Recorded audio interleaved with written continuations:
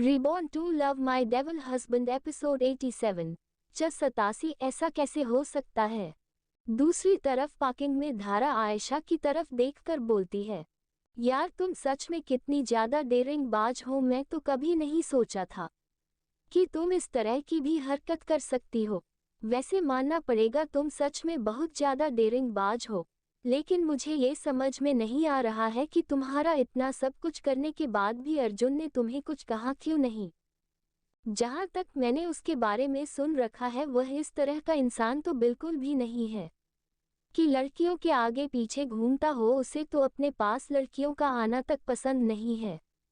और तुमने तो उसे लिप किस की थी और फिर भी उसने कुछ नहीं कहा। इनफैक्ट उसने तुम्हें किस बैक भी किया था। मैंने अपनी आंखों से देखा था। लेकिन ऐसा कैसे हो सकता है। तुम और अल्पेश तो पहली बार मिल रहे हो ना। ऐसा भी नहीं है कि हमारी कंपनी ने पहले साथ में काम किया हो जिसकी वजह से तुम लोगों का कभी आमना सामना हुआ हो। यहाँ तक कि इस प्रोजेक्ट को भी अभिनव कपूर और उसके फादर मदन कपूर संभाल रहे थे, लेकिन अचानक से अर्जुन कपूर ने इस प्रोजेक्ट और इस कंपनी को टेक ओवर कर लिया, जिसकी वजह से तुम्हें उनसे मिलने का मौका मिला। अभिनव का नाम सुनकर जहां पहले आयशा बहुत ज्यादा खुश थी, उसके चेहरे पर तुरंत ही गुस्सा दिखाई देता है और वह उसकी तरफ देखते हुए बोलती है, देखो धारा, मैं तुम्हें पहले और आखिरी बार समझा रही हूँ। आज के बाद कभी भी मेरे सामने उसे अभिनव और उसके बाप के बारे में बात मत करना। मुझे वह लोग बिल्कुल भी पसंद नहीं है। वह ये सब बात कर ही रही थी कि तभी उसके फोन पर एक मैसेज आता है। वह मैसेज ओपन करके देखते हैं तो उस पर डियर हब्बी लिखा हुआ था। धारा ने अभी इस वक्त इस बात पर ध्यान नहीं दिया था। वह तो बस अपनी इसी सोच में घूम थी। आखिर आयशा और अभिनव की मुलाकात कब हुई थी। वह अभिनव को कैसे जानती है। क्या कुछ ऐसा है जो उसे नहीं पता है, या फिर आयशा ने उसे नहीं बताया है। वह ये सब अभी सो ही रही थी कि तभी उसे आयशा की गहरी मगर थोड़ी गुस्से भरी आवाज सुनाई देती है, धारा तुम्हें कम करो, जाकर गाड़ी में बैठो। मिस्टर कपूर का अभी अभी एक मैसेज आया है, इसलिए मुझे अभी के अभी उनसे मिलने के लिए जाना होगा। शायद कॉन्ट्रैक्ट में कोई प्रॉब्लम आ गई है इसलिए। इतना कहकर वह तुरंत ही वहां से एक बार फिर से कंपनी के अंदर एंटर कर जाती है। वही धारा तो बस उसे जाता हुआ देखते ही रह जाती है। यार अगर जाना था तो जा सकती थी। उसे इस तरह से मुझे एक्सप्लेनेशन देने की क्या जरूरत थी। और उसे भी बड़ी बात यह है कि मुझे समझ में नहीं आ रहा है कि आखिर वह अभिनव को कैसे जानती है। और उससे भी बड़ी बात यह है कि अगर यह अभिनव को जानती है, तुझे इतना नफरत क्यों करती है, जैसे कि उसने पता नहीं इसके साथ क्या कर दिया है। हालांकि मैं भी सुन रखा है कि वह बिल्कुल भी अच्छा इंसान नहीं है, लेकिन फिर भी किसी के बारे में सिर्फ अफवाह सुनकर उसके बारे में अंदाजा लगाना तो गलत बात है ना। अपने आप से ही बातें करते हुए धारा उसे जगह पर पहुंच जाती है जहां पर एकांश खड़ा हुआ था। एकांश जब उसे गाड़ी में बैठते हुए देखा है तो वह उसे तुरंत ही रोकते हुए बोलता है, अभी तो रात होने वाली है, तुम्हें अपने घर पर नहीं जाना है क्या। तुम चिंता मत करो, मैं मैडम को छोड़ दूंगा, तुम अपने घर जा सकती हो। उसकी बात सुनकर धारा को गुस्सा आता है, लेकिन फिर भी वह अपने आप को जैसे तैसे करके शांत करती है और एकांश की तरफ देखते हुए बोलती है, तुम्हें इससे कोई लेना देना नहीं होना चाहिए कि मैं कहाँ पर जा रही हूँ और कहाँ पर नहीं। तुमसे अब मुझे रोज रोज मिलना पड़ेगा, इसलिए मैं तुम्हें बात ही देता हूँ। मैं आयशा से शर्त लगाई थी और मैं हूँ शर्त हार गई हूँ, जिसकी वजह से मुझे पूरे एक हफ्ते तक उसके घर पर जाकर उसके पैर दबाने होंगे। उसकी यह बात सुनकर तो एकांश एक पल के लिए हैरान रह जाता है। उसे विश्वास नहीं हो रहा था कि उसकी आयशा मैडम इस तरह की भी हरकत कर सकती हैं। यार नॉर्मली अगर कोई इंसान शर्त जीत है तो या तो वह पैसे मांगता है या फिर कोई दूसरी चीज करने के लिए कहता है, लेकिन एक हफ्ते तक खुद के पैर दबाना ये कौन सी बात है।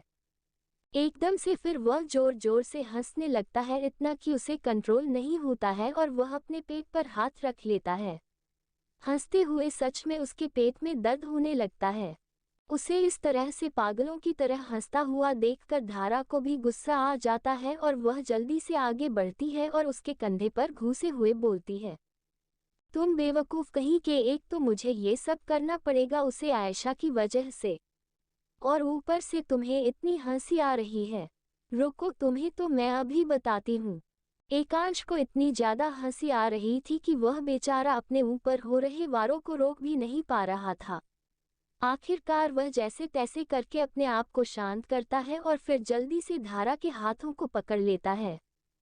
लेकिन अभी उसकी हंसी जा रही थी और वह हंसते हुए ही बोलता है, वैसे मुझे पूछना तो नहीं चाहिए, लेकिन फिर भी मैं ये जानना चाहता हूँ कि आखिर ऐसी भी कौन सी तुमने शर्त लगाई थी जो तुम हार गई, और तुम इतनी ज्यादा कॉन्फिडेंट कैसे थी कि तुम आयशा मैडम से जीत ही जाओगी।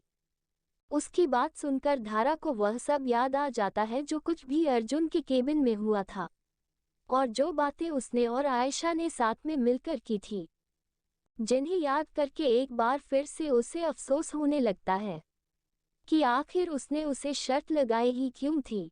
उसे इस तरह से अपने ही सोच में गम देखकर एकांश तुरंत ही बोलता है, अरे अब बताओ, वैसे भी अभी अभी तुमने कहा है कि मुझे 1 हफ्ते तक देखना पड़ेगा तुम्हें, और अगर तुमने मुझे नहीं बताया तो मैं तुम्हें बहुत परेशान करने वाला हूँ। एकांश की बात सुनकर धारा समझ जाती है कि अगर उसने सच में इस इंसान को नहीं बताया तो वह अपनी पूरे जन्मों जन्मों का बदला उसे लगा इस 1 हफ्ते में। इसलिए वह बहुत ही धीमी आवाज में और मासूम चेहरे के साथ बोलती है, यार तुम्हें तो पता ही है कि हम यहाँ पर एक डील साइन करने के लिए आए थे, लेकिन मैं यह नहीं पता था कि यहाँ पर अर्जुन कपूर आने वाला है इस मीटिंग को हैंडल करने के लिए। और तुम तो अर्जुन कपूर को जानते ही हो कि वह कितना ज्यादा हूर और खतरनाक किस्म का इंसान है। हालांकि वह देखने में बहुत ज्यादा हैंडसम है और मुझे भी बहुत ज्यादा पसंद। वह लगभग हर किसी लड़की के दिल का राजकुमार है। उसकी यह बात सुनकर कि अर्जुन बहुत ज्यादा हैंडसम है और वह हर लड़की के दिल का राजकुमार है, ये बात सुनकर पता नहीं क्यों लेकिन एकांश को थोड़ा बुरा लगता है। लेकिन वह इस बात पर ज्यादा ध्यान नहीं देता है और बहुत ध्यान से धारा की बातें सुनने लगता है, क्योंकि वह जानना चाहता था कि आखिर ऐसा भी क्या हो गया था। धारा अपने इस मायूसी भरी आवाज में बोलती है, मैं इस बारे में आयशा से बात कर रही थी तो पता नहीं क्या हुआ उसे, तो उसने मुझे कहा कि वह मेरे सामने अर्जुन को किस करके दिखाएंगे। मुझे उसकी बात पर विश्वास नहीं हुआ था।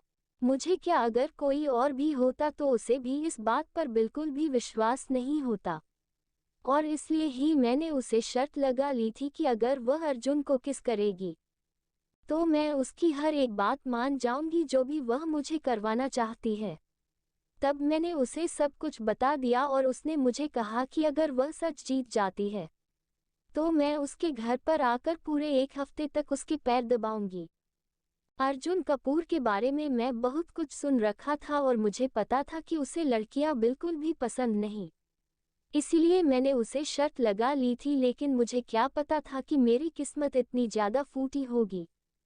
मुझे तो सच में इस बात से डर लग रहा था कि कहीं आयशा ने सच में अपनी बात पूरी कर दी और गुस्से में आकर अर्जुन ने उसके साथ कुछ गलत कर दिया तो पता नहीं गुस्से में आकर वह उसके साथ क्या कर देगा, कहीं उसे जान से ना मार दे। इसलिए मैं आयशा को वार्निंग भी दी थी, लेकिन उसने मेरी बात नहीं सुनी। पर तुम विश्वास नहीं करोगे जो कुछ भी मैंने अपनी आंखों के सामने देखा। मुझे तो अभी विश्वास नहीं हो रहा है, क्या जो कुछ भी मैंने देखा था वह सब सच था। उसकी बातें सुनकर एकांश मन ही मन बहुत खुश हो रहा था और उसे हंसी भी आ रही थी, लेकिन अपने चेहरे पर इस वक्त उसने पूरी तरह से सीरियस एक्सप्रेशंस बनाए हुए थे, जैसे कि उसे कुछ भी पता ही ना हो और वह भी आयशा के लिए बहुत ज्यादा परेशान हो।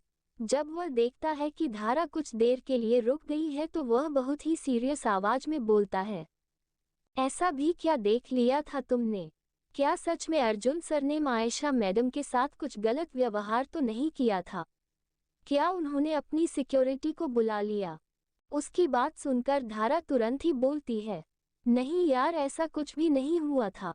इनफैक्ट तुम विश्वास नहीं करोगे, जब आयशा ने अपने प्लान को अंजाम दिया था मुझे लगा था कि अर्जुन बहुत ज्यादा गुस्सा हो जाएगा या फिर उसे धक्का दे देगा, लेकिन ऐसा कुछ नहीं हुआ। बल्कि जब आयशा ने उन्हें किस किया था तो उन्होंने उसे दोबारा से किस बैक किया था। यार ऐसा कैसे हो सकता है? क्या सच में दुनिया वाले जो कुछ भी अर्जुन के लिए कहते थे कि अर्जुन को लड़कियां पसंद नहीं है और वह किसी भी लड़की को अपने आसपास भटकने तक नहीं देता है, ये सब कहते हुए धारा की आंखें थोड़ी उदास हो गई थी और उसकी आवाज में भी उदासी झलक रही थी। वही पूरी बात सुनने के बाद तो अब एकांत को रहा नहीं जाता है और वह अपना पेट पकड़कर जमीन पर बैठ जाता है और बहुत जोर जोर से हंसने लगता है। उसे सच में नहीं समझ में आ रहा था कि यह सामने खड़ी हुई लड़की इतनी ज्यादा बेवकूफ कैसे हो सकती है। ठीक है, वह अर्जुन के बारे में नहीं जानती थी, लेकिन इसका मतलब ये तो नहीं था कि वह आयशा के बारे में भी नहीं जानती थी। फ्रेंड्स, कैसी लग रही है आपको ये स्टोरी? अगर पसंद आ रही है तो प्लीज़ स्टोरी को लाइक करें और कमेंट में ज़रूर बताएं। Thank you so much. Her her Mahadev. Story promotion. Anika Aarav से बेइंतहा प्यार करती थी, लेकिन किसी मजबूरी के उसने ना चाहते हुए भी उसका दिल तोड़ दिया था। 2 साल बाद उसकी सौतेली माँ उसकी शादी किसी ऐसे इंसान से करवा देती है जिसे वह जानती तक नहीं है, सिर्फ और सिर्फ पैसों के खातिर। क्योंकि जिससे वह शादी कर रही थी उसे इंसान ने उसको 50 करोड़ रुपए देकर खरीदकर उससे शादी की थी। सुहागरात की पहली रात को ही उसे पता चलता है कि जिससे उसने शादी की है वह कोई और नहीं बल्कि उसका प्यार ही है। लेकिन अब वह उसे जरा भी प्यार नहीं करता बल्कि लेना चाहता है उससे बदला।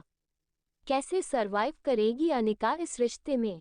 क्या वह आरव को वापस से अपने प्यार का एहसास कर पाएगी? Love again start with forced marriage. Reborn to love my devil husband episode 88. 88 धारा की बेवकूफ़ी। उसकी बात सुनकर धारा तुरंत ही बोलती है, नहीं यार ऐसा कुछ भी नहीं हुआ था। इनफैक्ट तुम विश्वास नहीं करोगे, जब आयशा ने अपने प्लान को अंजाम दिया था मुझे लगा था कि अर्जुन बहुत ज़्यादा गुस्सा हो जाएगा या फिर उसे धक्का दे देगा, लेकिन ऐसा कुछ नहीं हुआ। बल्कि जब आयशा ने उन्हें किस किया था तो उन्होंने उसे दोबारा से किस बैक किया था। यार ऐसा कैसे हो सकता है? क्या सच में दुनिया वाले जो कुछ भी अर्जुन के लिए कहते थे कि अर्जुन को लड़कियां पसंद नहीं है और वह किसी भी लड़की को अपने आसपास भटकने तक नहीं देता है, ये सब कहते हुए धारा की आंखें थोड़ी उदास हो गई थी और उसकी आवाज में भी उदासी झलक रही थी। वही पूरी बात सुनने के बाद तो अब एकांत को रहा नहीं जाता है और वह अपना पेट पकड़कर जमीन पर बैठ जाता है और बहुत जोर जोर से हंसने लगता है। उसे सच में नहीं समझ में आ रहा था कि यह सामने खड़ी हुई लड़की इतनी ज्यादा बेवकूफ कैसे हो सकती है। ठीक है, वह अर्जुन के बारे में नहीं जानती थी, लेकिन इसका मतलब ये तो नहीं था कि वह आयशा के बारे में भी नहीं जानती थी। धारा जब विकास को इस तरह से अपने ऊपर हंसता हुआ देखते हैं तो इसे बहुत ज्यादा गुस्सा आता है और वह बोलती है, तुम्हें शर्म नहीं आ रही है? एक तो मुझे पूरे 1 हफ्ते के लिए आयशा के लिए वह सब काम करने पड़ेंगे और ऊपर से तुम मेरा मजाक उड़ा रहे। उसकी बातें सुनकर एकांश, जो कि अभी हंस रहा था, वह तुरंत ही शांत होता है और उसकी तरफ देखते हुए बोलता है, तुम सच में 1 नंबर की बेवकूफ लड़की हो और मैं आज तक अपनी लाइफ में तुम जैसी लड़की नहीं देखी है। ठीक है, मानता हूं कि तुम अर्जुन कपूर के बारे में कुछ नहीं जानती थी, लेकिन क्या तुम्हें यह नहीं पता है कि आयशा मैडम कैसी है? तुम्हें क्या लगता है कि एक शर्त के लिए आयशा मैडम किसी अनजान लड़के को किस करेगी? उसकी यह बात सुनकर धारा भी एक पल के लिए सोच में पड़ जाती है, क्योंकि कह दो एकांश बिल्कुल सही रहा था। इस बात पर तो मैंने ध्यान दिया ही नहीं था। जहां तक मैं आयशा को जानती हूं वह इस तरह की लड़की तो बिल्कुल भी नहीं है कि एक सच के लिए वह इतनी हद तक गुजर जाएगी। क्या इसका मतलब यह है कि वह अर्जुन सर से प्यार करती है? लेकिन अगर वह उसे प्यार करती है तो उसने किस किया समझ में आती है बात, लेकिन अर्जुन सर ने उसे डांटा क्यों नहीं? धारा अपने आप से ही यह बातें कर रही थी, तभी उसे एकांश की आवाज सुनाई देती है, ज्यादा सोचने की जरूरत नहीं है। वैसे मैं तुम्हारे सवालों का जवाब दे सकता हूँ, लेकिन तुम सामने से चीजों को देखोगी तो वह ज्यादा अच्छा एक्सपीरियंस होगा तुम्हारे लिए। उसकी ऐसी बातें सुनकर धारा एक पल के लिए सोच में पड़ जाती है और वह बोलती है, तुम्हारे कहने का मतलब क्या है? आखिर आयशा के घर पर ऐसी भी कौन सी चीज देखने को मिलेगी इसके बारे में तुम ये बात कर रहे हो? उसकी बात सुनकर भी एकांश उसके सवाल का कोई भी जवाब नहीं देता है और जाकर गाड़ी में बैठ जाता है। वही उसकी इस तरह की हरकत देखकर धारा एक पल के लिए गुस्से में आ जाती है, लेकिन वह कर भी क्या सकती थी। अर्जुन का केबिन। आयशा जैसे ही अर्जुन पर केबिन में जाती है, अर्जुन उसका दरवाजे पर खड़े होकर ही वेट कर रहा था। जैसे ही वह आयशा को देखा है, वह तुरंत ही उसे हाथ पकड़कर खींचकर अंदर कर लेता है और उसे दरवाजे के खिलाफ खड़ा कर देता है। आयशा इस तरह की हरकत से एक पल के लिए डर जाती है और अपनी आंखें बंद कर लेती है। लेकिन जैसे ही उसे अपने आसपास एक जाना पहचाना एहसास महसूस होता है और एक जानी पहचानी खुशबू का एहसास होता है, वह तुरंत ही अपनी आंखें खोल देती है। सामने उसे अर्जुन की खूबसूरत आंखें दिखाई देती है, जिनकी आंखों में एक डिजायर दिखाई दे रहा था, जिन्हें देखकर एक पल के लिए आयशा उसमें कहीं खुशी जाती है। अर्जुन उसकी इस तरह की कट हरकतें देखकर अपने आप को मुस्कुराने से रोक नहीं पाता है और उसके फोटो के किनारे ऊपर की तरफ उठ जाते हैं। आयशा अपने ख्यालों में ही गम थी, तभी उसे अपने होठों पर अर्जुन के फोटो का एहसास महसूस होता है। उसके कैंसर से आयशा के चेहरे पर महसूस हो रही थी, जिसे आयशा अपना कंट्रोल को रही थी। आयशा जब यह महसूस करती है कि अर्जुन उसे किस कर रहा है, तो उसकी आंख अपने आप ही बंद हो जाती है और उसके हाथ अपने आप ही आगे बढ़कर अर्जुन के गले में चले जाते हैं और दूसरा हाथ उसकी छाती पर आ जाता है और वह भी अर्जुन के इस किस ने उसका साथ देने लगती है। अर्जुन और आयशा दोनों ही अपने और किस को बहुत एंजॉय कर रहे थे। लगभग 5 मिनट के किस के बाद अर्जुन अपनी जीभ से आयशा के होठों को खोलने की कोशिश करता है, लेकिन आयशा अपने लिप्स को नहीं खोल रही थी। अर्जुन बहुत कोशिश करता है, लेकिन जब वह अपनी कोशिश में कामयाब नहीं हो पाता है, तो अर्जुन अपने हाथ को उसकी कमर पर ले जाता है, जिस हाथ से वह पहले उसकी कमर को सहला रहा था।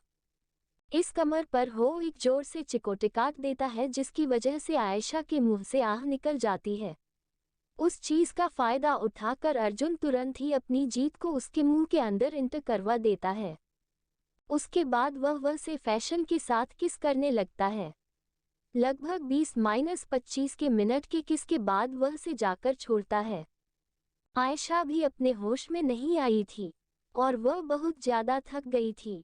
थोड़ी देर लंबी लंबी सांस लेने के बाद जब वह उसे देखते हैं, तो अर्जुन अभी उसे घूर रहा था, जिसे देखकर आयशा के चेहरे पर शर्म की एक लकीर दौड़ जाती है और वह तुरंत ही अपना चेहरा नीचे कर लेती है।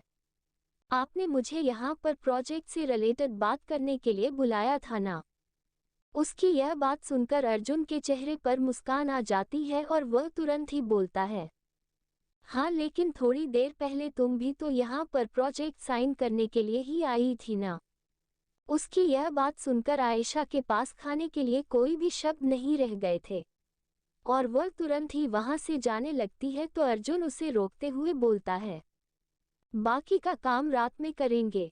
उसकी यह बात सुनकर आयशा के दिल की धड़कन किसी बुलेट ट्रेन की तरह दौड़ने लगते हैं और अब उसकी बिल्कुल भी हिम्मत नहीं हो रही थी कि वह एक पल के लिए भी यहाँ पर रुके।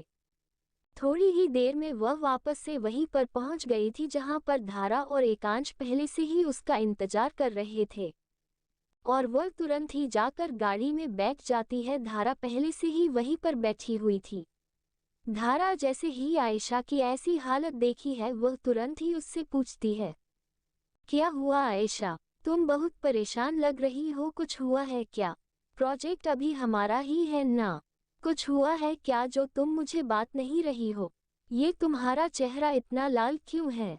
धारा की बातें सुनकर आयशा को समझ में नहीं आ रहा था कि उसे इस वक्त धारा के सवालों का क्या जवाब देना चाहिए, लेकिन वह कुछ भी नहीं कह सकती थी, इसलिए वह बोलती है, मैं थोड़ी देर में तुम्हें सब कुछ बता दूंगी, प्लीज अभी के लिए कुछ मत पूछो।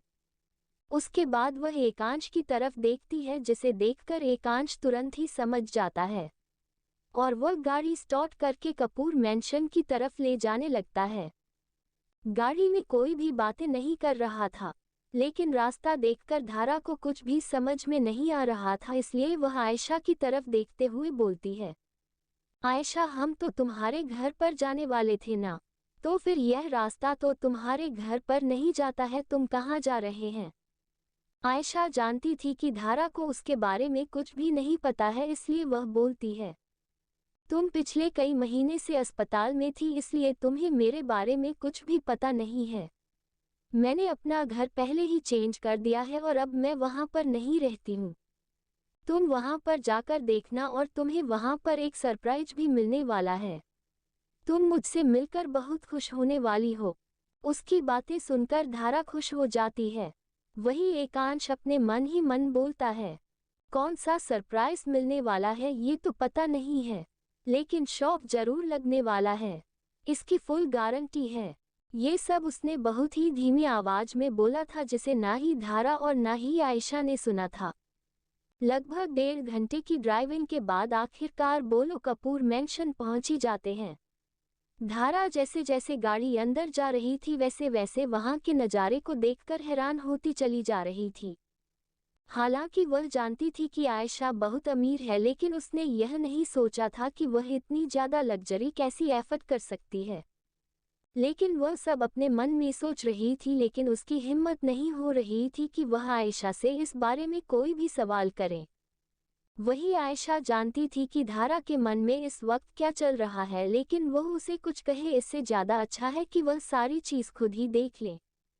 धारा अपने सामने उसे बड़े से घर को देखकर हैरान रह जाती है और साथ ही साथ उसकी खूबसूरती भी बहुत ही ज़्यादा मन को लुभा लेने वाली थी। अब उसे आखिर कर रहा नहीं जाता है, इसलिए वह बोल ही देती है, आयशा, मैं अभी थोड़ी दिनों पहले ही कंपनी के अकाउंट चेक किए थे। मैं जानती हूँ कि कंपनी ने काफ़ी प्रॉफिट किया है, लेकिन इतना भी नहीं कि तुम इतनी ज़्यादा लग्जरी अफोर्ड कर सको। उसकी बात सुनकर आयशा उसको हैरानी से देखने लगती है। यार, क्या ये सच में उसकी ही दोस्त है? मतलब तारीफ करनी है तो कोई अच्छे से भी कर सकता है, लेकिन इतनी बुरी तरीके से तारीफ कौन करता है? वही उसकी बात सुनकर एकांश को हंसी आ जाती है। उसके बाद वह धारा और आयशा की तरफ देखकर बोलता है, मैडम, अगर आपको कोई काम है तो आप मुझे बता सकती हैं। उसकी बात सुनकर आयशा का ध्यान धारा से हटकर एकांश की तरफ चला जाता है और वह बोलती है, नहीं, अब ऐसा कोई भी काम नहीं है, तुम जा सकते हो। जाओ, जाकर आराम करो। थैंक यू सो मच आज के लिए। फ्रेंड्स, कैसी लग रही है आपको ये स्टोरी? अगर पसंद आ रही है तो प्लीज़ स्टोरी को लाइक करें और कमेंट में ज़रूर बताएं। Thank you so much. Her her Mahadev. Story promotion. Anika Aarav से बेइंतहा प्यार करती थी, लेकिन किसी मजबूरी के उसने ना चाहते हुए भी उसका दिल तोड़ दिया था। 2 साल बाद उसकी सौतेली माँ उसकी शादी किसी ऐसे इंसान से करवा देती है जिसे वह जानती तक नहीं है, सिर्फ और सिर्फ पैसों के खातिर। क्योंकि जिससे वह शादी कर रही थी उसे इंसान ने उसको 50 करोड़ रुपए देकर खरीदकर उससे शादी की थी। सुहागरात की पहली रात को ही उसे पता चलता है कि जिससे उसने शादी की है वह कोई और नहीं बल्कि उसका प्यार ही है। लेकिन अब वह उसे ज़रा भी प्यार नहीं करता, बल्कि लेना चाहता है उससे बदला। कैसे सरवाइव करेगी अनिका इस रिश्ते में? क्या वह आरव को वापस से अपने प्यार का एहसास कर पाएगी? Love again start with forced marriage. Reborn to love my devil husband episode 89। 89 धारा का सच्चाई का पता चलना। हालांकि वह जानती थी कि आयशा बहुत अमीर है, लेकिन उसने यह नहीं सोचा था कि वह इतनी ज़्यादा लग्जरी कैसी एफर्ट कर सकती है। लेकिन वह सब अपने मन में सोच रही थी, लेकिन उसकी हिम्मत नहीं हो रही थी कि वह आयशा से इस बारे में कोई भी सवाल करे। वही आयशा जानती थी कि धारा के मन में इस वक्त क्या चल रहा है, लेकिन वह उसे कुछ कहे इससे ज़्यादा अच्छा है कि वह सारी चीज़ खुद ही देख ले। धारा अपने सामने उसे बड़े से घर को देखकर हैरान रह जाती है और साथ ही साथ उसकी खूबसूरती भी बहुत ही ज़्यादा मन को लुभा लेने वाली थी। अब उसे आखिर कर रहा नहीं जाता है, इसलिए वह बोल ही देती है, आयशा, मैं अभी थोड़ी दिनों पहले ही कंपनी के अकाउंट चेक किए थे। मैं जानती हूँ कि कंपनी ने काफ़ी प्रॉफिट किया है, लेकिन इतना भी नहीं कि तुम इतनी ज़्यादा लग्जरी अफोर्ड कर सको। उसकी बात सुनकर आयशा उसको हैरानी से देखने लगती है। यार क्या ये सच में उसकी ही दोस्त है? मतलब तारीफ करनी है तो कोई अच्छे से भी कर सकता है, लेकिन इतनी बुरी तरीके से तारीफ कौन करता है? वही उसकी बात सुनकर एकांश को हंसी आ जाती है। उसके बाद वह धारा और आयशा की तरफ देखकर बोलता है, मैडम अगर आपको कोई काम है तो आप मुझे बता सकती हैं। उसकी बात सुनकर आयशा का ध्यान धारा से हटकर एकांश की तरफ चला जाता है और वह बोलती है, नहीं अब ऐसा कोई भी काम नहीं है, तुम जा सकते हो। जाओ जाकर आराम करो, थैंक यू सो मच आज के लिए। उसके बाद आयशा धारा को लेकर घर में चली जाती है। घर जितना बाहर से आलीशान और शानदार दिखाई दे रहा था, उसे कई ज्यादा खूबसूरत वह अंदर से था। लेकिन धारा का इस बात से बिल्कुल भी ध्यान नहीं भरता था। उसका ध्यान तो सामने बैठे हुए शख्स पर था। सामने बैठे हुए इंसान को देखकर उसकी हालत खराब हो जाती है। उसे विश्वास नहीं हो रहा था, क्या मैं सच में जो देख रही हूँ वह सब सच है? क्या सामने अल्पेश की बैठा हुआ है? लेकिन वह यहाँ पर कैसे हो सकता है? क्या आयशा ने कुछ ऐसा किया है जिसकी वजह से अल्पेश यहाँ पर आया है? धारा ये सब सो रही थी और उसके दिल की धड़कन बढ़ती जा रही थी। उसे समझ में नहीं आ रहा था कि आखिरकार रितेश यहाँ पर क्या कर रहा है। जब उसे रहा नहीं जाता है तो वह अपनी गजल घुमाकर आयशा की तरफ देखती है, लेकिन उसने देखा कि आयशा तो बिल्कुल नॉर्मल थी। उसे देखकर ऐसा बिल्कुल भी नहीं लग रहा था, जिसे देखकर वह और भी ज्यादा हैरान रह जाती है और वह जल्दी से आयशा की कान में बोलती है, यार अल्पेश सिंह यहाँ पर क्या कर रहा है? तुमने कुछ ऐसा किया है जिसकी वजह से यह यहाँ पर है? तुमने घर बदल दिया, उसका पता नहीं चला और यह सब तब मुझे कुछ भी समझ में नहीं आ रहा है। क्या तुम मुझे क्लियर करोगी? उसकी बातें सुनकर आयशा को बहुत हंसी भी आ रही थी, लेकिन वह जानती थी कि अगर उसने अभी सब कुछ सच बता दिया तो ये लड़की सच में उसके पीछे पड़ जाएगी उसे मारने के लिए। उसकी बातें सुनकर आयशा कुछ कहती उससे पहले ही सोफे पर बैठी हुई दादी उसे देख लेती है और बोलती है, बेटा आ गई तुम आज? तो मैं बहुत देर हो गई है आने में। तुम जिस काम को करने के लिए गई थी क्या वह हो गया है? क्योंकि अगर वह काम हो गया है तो कल से हम हमारा काम कर सकते हैं। जैसे ही दादी यह बोलता है धारा उसे तरफ देती है तो वहां पर दादी जी बैठी हुई होती हैं। उसे समझ में नहीं आ रहा था कि आयशा के घर में इतने सारे लोग क्या कर रहे हैं। आयशा उसकी बात का तो जवाब नहीं देती है, लेकिन उसका हाथ पकड़कर उसे लिविंग हॉल में ले आती है जहां पर सब लोग बैठे हुए थे। सब लोगों की तरफ प्यार से देखते हुए आयशा धारा का इंट्रोडक्शन देते हुए बोलती है, दादी जी यह धारा है मेरी दोस्त, आज से कुछ दिनों के लिए यहीं पर रहने वाली है। आपको इससे कोई परेशानी तो नहीं है ना? आयशा की बात सुनकर दादी जी थोड़ा झूठा गुस्सा दिखाते हुए बोलती है, आयशा क्या हमने आपसे पहले कुछ भी मना किया है करने के लिए जो आप ये बात पूछ रही हैं? ये घर आपका भी है, जितना हक हमारा है इस घर में उतना ही हक आपका भी है। अब जब चाहे जिसे चाहे यहाँ पर लेकर आ सकती हैं। आपको इस बारे में हमसे परमिशन लेने की जरूरत नहीं है। धारा जब ये सुनती है तो उसके चेहरे पर भी मुस्कान आ जाती है और वह जल्दी से दादी जी को नमस्ते करते हुए बोलती है, नमस्ते दादी जी, कैसी हैं आप? कोशिश करूंगी कि मेरी वजह आपको कोई भी परेशानी ना हो। वह ये सब बोल तो रही थी, लेकिन फिर भी उसके मन में बहुत डर लग रहा था और वह अपनी तिरछी नजरों से अल्पेश की तरफ देखती है। उसे देखकर सच में उसे बहुत ज्यादा डर लग रहा था। अल्पेश में भी यह चीज नोटिस कर ली थी और उसे बहुत हंसी आ रही थी। वह अपने मन में बोलना है, यार क्या मैं सच में इतना ज्यादा डरावना दिखाई देता हूँ? जो लोग मुझे देखकर ही इतना ज्यादा डर जाते हैं, अनु को तो मुझे डर नहीं लगता है। इनफैक्ट जब उसे मेरे बारे में पता चला था तब वह तो बहुत ज्यादा खुश हो गई थी। मेरी अनु जैसी तो कोई नहीं है। कोई सब सो ही रहा था कि तभी उसे धारा की आवाज सुनाई देती है, क्योंकि उसकी तरफ ही देख रही थी। नमस्ते सर। उसकी बात सुनकर कल्पेश अपने होश में आता है और उसकी तरफ देखकर मुस्कुराता है और बोलता है, हेलो, कैसे हो आप? वैसे आप भाभी की फ्रेंड हो तो आपको मुझे कर खाने की कोई जरूरत नहीं है, आप मुझे भैया या मेरा नाम लेकर बुला सकती है। सेमी कोलन उद्धरण। उसकी यह बात सुनकर कोई धारा की आंखें बाहर आने को हो जाती है। उसे विश्वास नहीं होता था तो उसके सामने खड़ी हुई वह लड़की इतना बड़ा झूठ बोल सकती है उसके सामने।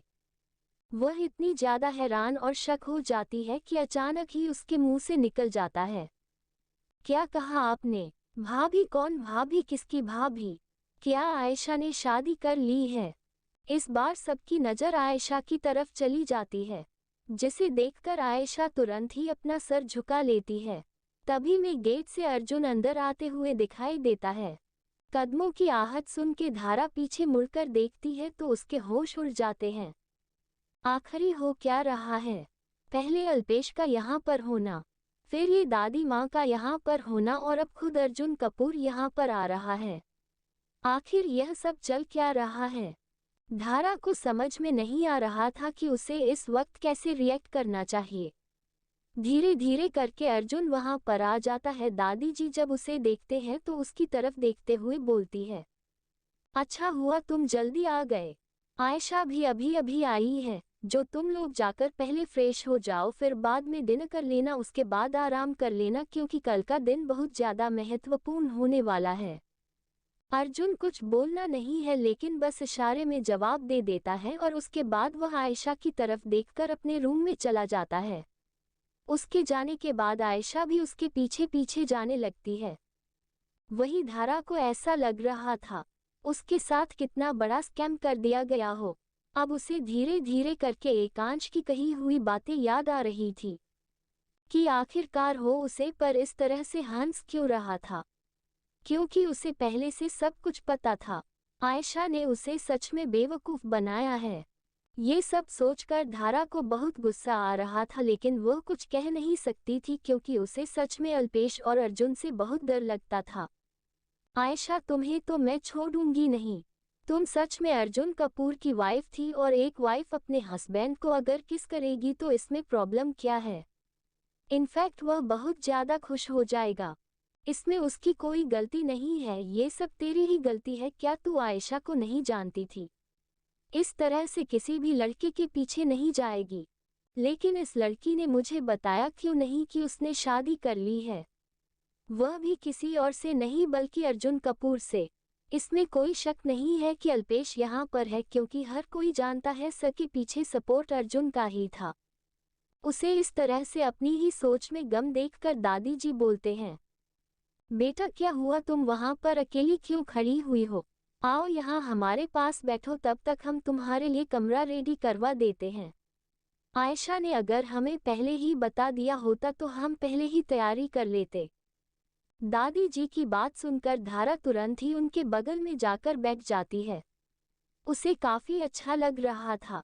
दादी जी के साथ बातें करता थोड़ी ही देर में सामने से चिराग और नंदिनी भी आ रहे थे। फिर आपके हाथों में बहुत सारे बाग पड़े हुए थे।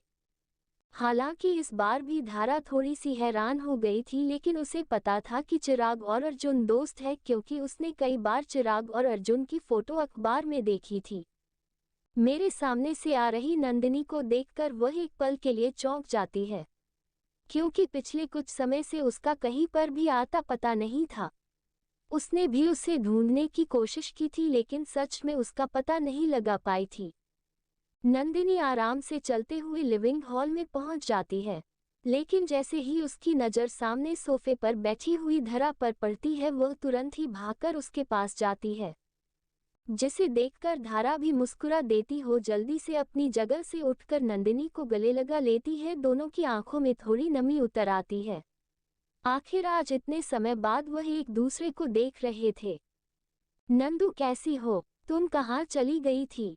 तुम्हें पता है हम कितना ढूंढ रहे थे तुम्हें। तुम नहीं जानती कि हमने तुम्हें कितना याद किया है। आयशा भी तुम्हें हर दिन याद करती थी। उसकी बातें सुनकर नंदिनी भी रोने लगती है लेकिन उसे समझ में नहीं आ रहा था कि वह इस वक्त धारा को क्या बताएं।